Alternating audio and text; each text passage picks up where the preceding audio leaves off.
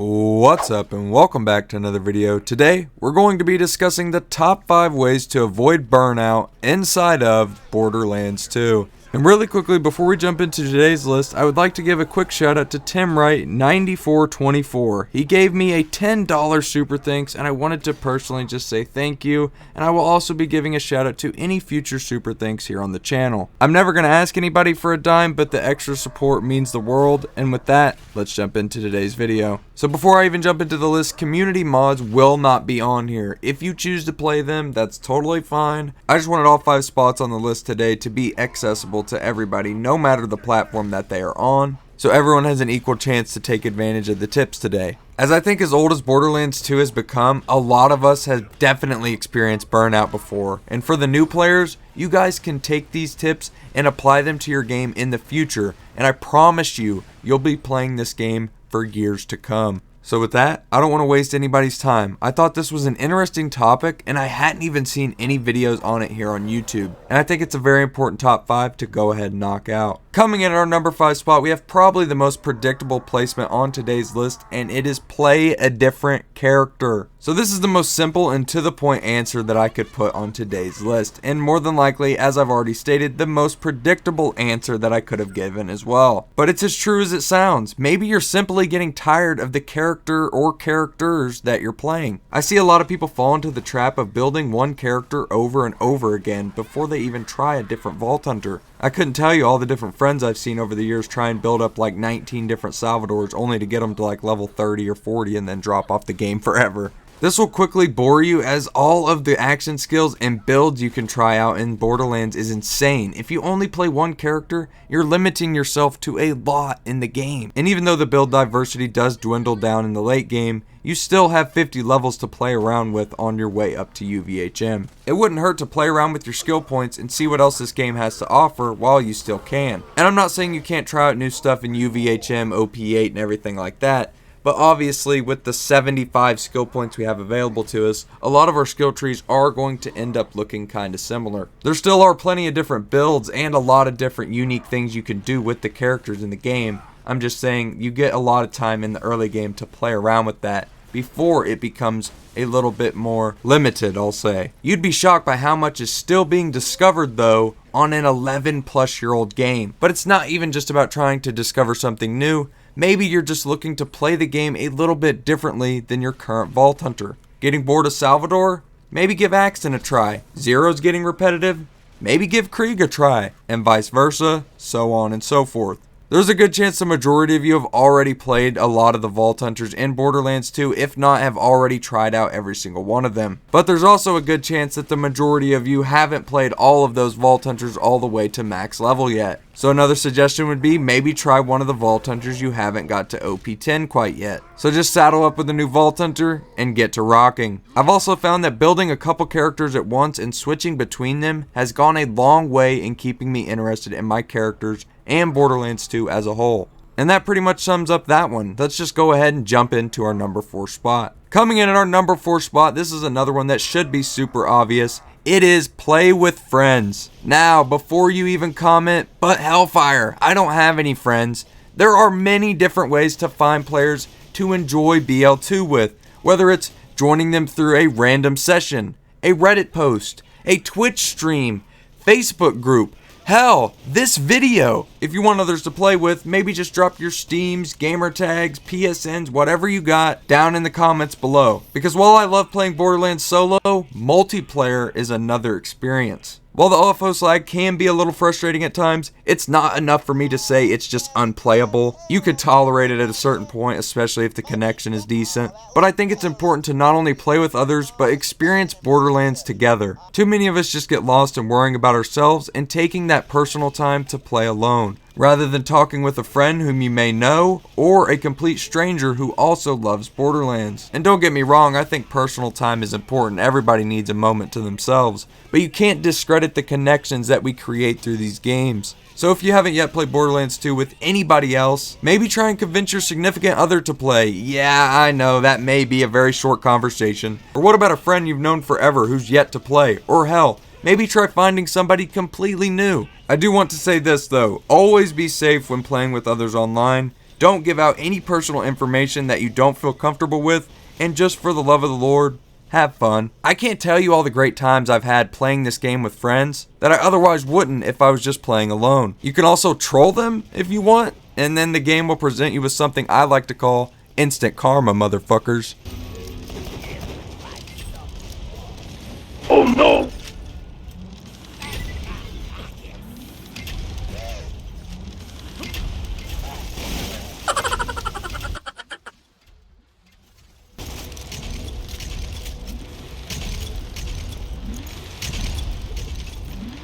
Bruh. But seriously, in terms of playing with other people, it's something that I really like to push more, as the world seems to more and more promote society to be antisocial. And hell, if you don't know what I'm talking about, if you walk into your local McDonald's, it's more than likely that you won't even be able to speak to an employee to place your damn order. Instead, placing it on a kiosk and waiting for them to hand it to you when it's done. If you're wondering why this matters, people are talking to each other less and less every day. And without interacting with others, you can eventually fall into that trap, as the world has made it too easy to do whatever you want without saying a word to anybody. That's the end of that little rant though. I just think it's too important to not have interactions outside of your day-to-day life. And again, if you don't have anybody to play with, drop your usernames below, and maybe if you're a little late to this video, maybe you reply to some of the people who have potentially already left their usernames there. With that, I don't really have much more to say on multiplayer other than some of the character skills are completely useless in solo. So playing multiplayer also opens up even more skills that you will be able to use that you otherwise wouldn't if you just played by yourself. All around, playing with friends is a win-win. So please continue playing with your friends or make one below. Coming in at our number 3 spot, I can see some people not really liking this one, but this one is play another Borderlands game. You could also put in parentheses beside it just another game in general if you wanted to. While this one may sound kind of dumb on the surface, I find that one way I avoid burnout on Borderlands 2 is switching between it and Borderlands 1. With some pre-sequel thrown in as well, don't worry, I know, I enjoy that game too. But I swear, ever since I came back to these games about half a year ago, this has got to be the most fun I have ever had playing. I'd say even more than when I first started. While I'll always hold those days near and dear to my heart, being able to switch over to Borderlands 1 and build up a character over there for a couple days, switch back over to the second game when I'm feeling up to it, and continue my initial playthrough over there, and then hell, maybe if I want, I can switch over to the pre-sequel, play it for a couple hours, come back to Borderlands 2. I wasn't able to do that back in the day. I found that doing just this simple thing has helped me stay engaged and excited every time I go to hop on Borderlands 2. No matter what, when I launch up BL2, I know I'm going to have a good time. I never want to launch it if I'm not in the mood, because that will eventually turn into Burnout. So basically what I'm saying is, if you don't want to play Borderlands 1, or any other Borderlands game for that matter, maybe just take a day away in general. Play some other games, or maybe don't at all. Take a day to yourself to relax, and return the following day when you're refreshed and ready for Pandora. There's millions upon millions of games out there right now that you could play. No one's forcing you to play just this one. Because while it may sound like I'm trying to push you away, and I'm not, if you've been playing for months, years, whatever the case may be, you will eventually want to play something else, and that's okay. That doesn't mean that you dislike Borderlands 2 or that you're done with the game. But it's okay to take a day or two away, goddamn. To expect to play the same game forever would be absolutely crazy. And while this is my favorite game of all time, and I do think in some capacity I will be playing it for the rest of my life, I have to take it in moderation as well, to avoid fatigue or anything that's going to make me get tired of the game. So for me personally, this would be my number 2 spot on the list, but I have to say that my number 2 is a little more important in terms of the overall experience. But for Hellfire, this has been one of the best ways I've found to avoid burnout, just being able to switch over endlessly between pre-sequel, Borderlands 2, and Borderlands 1 Game of the Year Edition Enhanced. God, that mouthful is ridiculous. It's helped me not get tired of Borderlands 2, and I've really enjoyed being able to do that. And if I ever get bored of one of the games that I'm playing, I just jump to another and return when I'm ready. To sum it all up, don't let it become a chore, and just play it when you want to. Coming in at our number 2 spot, this one is one that I don't think many of you will predict to be on this list. But number 2, it is step out of your comfort zone. Don't be afraid to try new things in the game, whether it's the character you've played the least, or a build that you've never delved into. Experiment, and hell, you may come up with your own little build that no one's ever even seen before. An example of me stepping out of my comfort zone would be playing Gage, as that's the least played Vault Hunter by a landslide for me in BL2. Even though I've played her before, it would still be me stepping out of my comfort zone because I've poured so many more hours into the other Vault Hunters. With Burnout being a big reason players fall off of video games, I think trying shit you otherwise wouldn't is crucial in getting the most out of whatever you're playing. There's so much depth in Borderlands 2, whether it's the farming system, the weapons and gear themselves, the character you're playing, the build you go for on said character, the route you take on your journey to maxing out that character. There's just so much to alter in each playthrough that it's a huge reason a lot of us have returned to this game year after year after year, because the replay value is just unmatched, especially in the modern landscape of gaming. And I'm serious when I say that. The replay value of BL2 is matched by very few games out there, and trust me when I say this, there hasn't been a game like this to pull me back in more. Also hasn't been a game that I've poured as many hours into. Every time I come back, there's something new I hadn't seen, didn't know existed, and you don't get that with many games.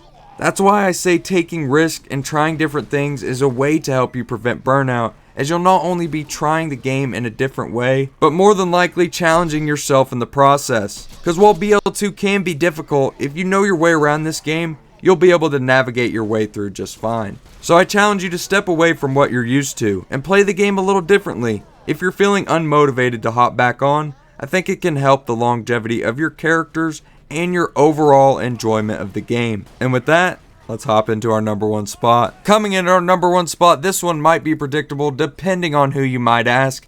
It is challenge runs. Even though this might be an obvious choice to some, this is one I hadn't even tried up until here recently. At least a true challenge run, as I had obviously been in the Hunt 2022, and a personal 100% completion run back in the day. And while these challenges are good fun and I'd highly recommend, it wasn't until here recently when me and my younger cousin, known as Milkman IXI, started up our new co-op Hyperion Allegiance run that I realized just how damn fun challenge runs are in Borderlands 2. We've decided to limit ourselves to only Hyperion items with the exception of relics, as there isn't very many Hyperion relics in the game. And that's the best part about one of these challenge runs too. There's no set rules to follow. You, the player, get to decide whether or not you want to use relics in your Allegiance run. Do I think it matters? No. It's all just for fun. And the possibilities are absolutely insane with challenges as well. Or maybe you're a complete psycho and you want to try one life, where if you die a single time, you delete your save and have to start from scratch. If you're getting bored, why not try a pistols only Salvador or a shotguns only Krieg? The amount of ways you can bend the rules of this game to create unique situations and loadouts is also unlike any other game that I've played. The diversity in the playthroughs, the characters, and the challenges, if you decide to do them, will make you want to play this game that much longer. The amount of burnout I've already avoided just by doing one challenge run is crazy to me, and that's the main reason I have it here today in our number one spot. And I want to wrap up our number one spot by saying that the third episode of Milkman's Hyperion Allegiance playthrough, which I feature in, also just dropped today here on YouTube. So please go give that a watch for me. I know he'd very much appreciate it. I've had a hell of a time playing through with just Hyperion items, as it's really gave me a new perspective on the game and laugh out loud moments we've had as well. I should also mention that we stream these episodes live on Twitch. My internet could never. So we will be streaming these episodes over on his Twitch channel, which I will leave in the description as well. And from here on out, we're going to try to make this a weekly stream on Monday night. These streams also tend to spill over into the next day, so you can also potentially expect me live either on Tuesday night or Wednesday night. So like I said, the link to his Twitch will be in the description as well if you're at all interested in knowing when we are going live.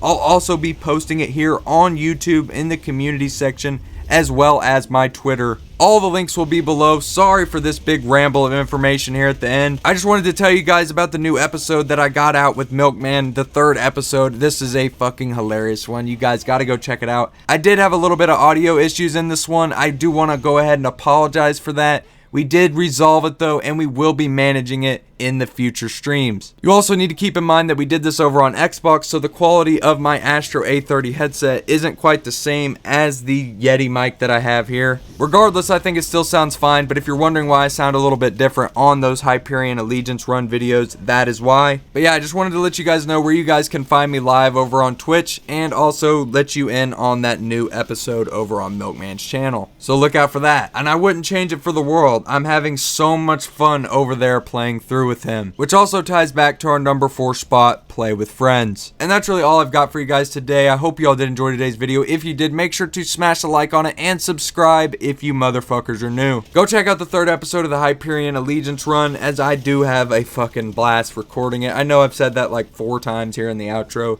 but it has gone a long way in helping me avoid burnout, and that's why I had challenge runs here in our number 1 spot. Please let me know down in the comments below if you think there are any major tips that will help avoid burnout that I forgot. You never know, there could have been a big one that I missed, so please let me know in the comments below. But yeah, that's really all I've got. I love you guys to death. Take it easy out there. And with that, I will see you all in the next one. I'm tryna smoke me a motherfucking bowl.